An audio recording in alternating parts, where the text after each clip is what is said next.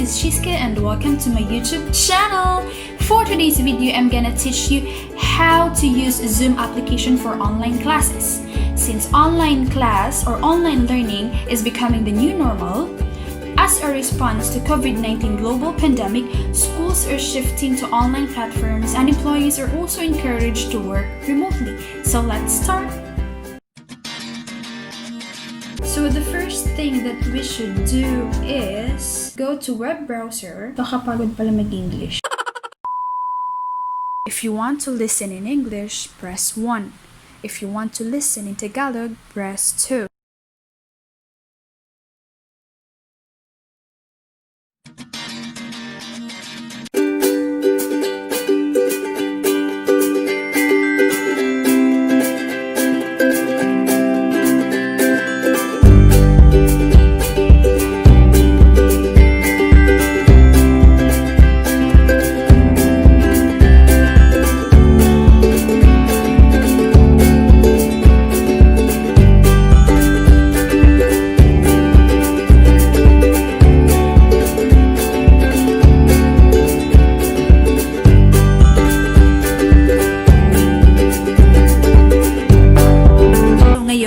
I-click natin ang web browser at i-type ang zoom.us. Ayan! So, pwede kang mag-sign up, ilagay mo lang ang birth date mo, then confirm. Pwede ring mag-sign in, mas madali kung meron kang Google account or Gmail dahil isa-sign in mo lang siya with Google. So, click Sign in with Google. May iba't ibang paraan sa pag-download ng Zoom app. Pwedeng idiretso mo ni-type ang zoom.us/download. Pwede din sa ganitong proseso. Ngayon, i-click natin ang host a meeting with video on. Sa may ibabang bahagi ng screen, i-click ang download at run. Oops, wala. Pindutin ang download and run Zoom at hintayin natin ang installing process. Pagkatapos ay buksan natin ang file. Kung tapos na po i-download ang application, then pwede na po natin i-open yung Zoom app na nasa desktop. Ayan! Ang unang makikita mo ay oras na magpapaalala sa iyo na kailangan mong bigyan ng sapat na oras ang taong mahal mo. I-click mo ang new meeting kung magsisimula na ang conference or klase. Pwede rin pindutin ang meeting sa nasa itaas na bahagi ng screen. Ang join naman ay para sa mga mag-aaral o learners na mag-a-attend sa klase.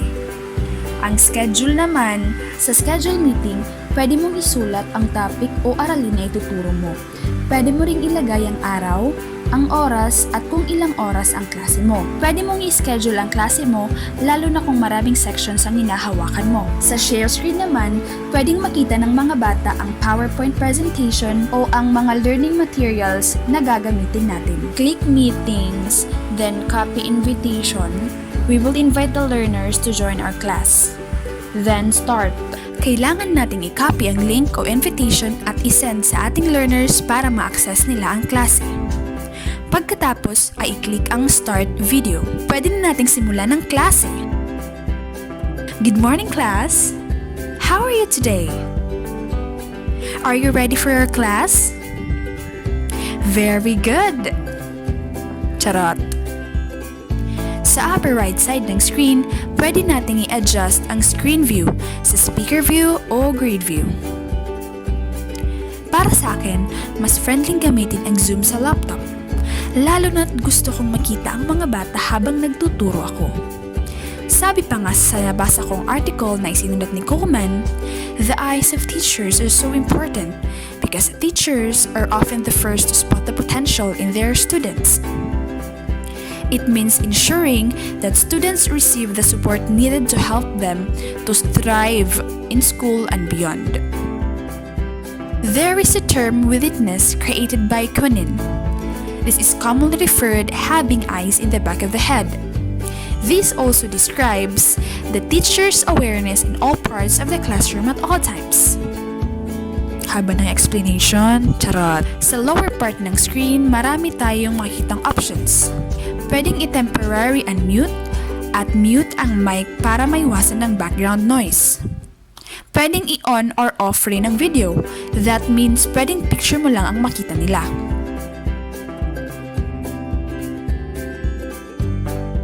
Sa participants naman, dito natin makikita ang learners na present sa klase. Ngayon, itry natin ang chat. Pwede rin i-record ang klase at maglagay ng reactions kung tama at maganda ang performance ng ating learners. Ang favorite part ko sa Zoom ay ang share screen dahil pwede nilang makita ang ginawa mong presentation. Mas magiging tuloy-tuloy ang talakayan.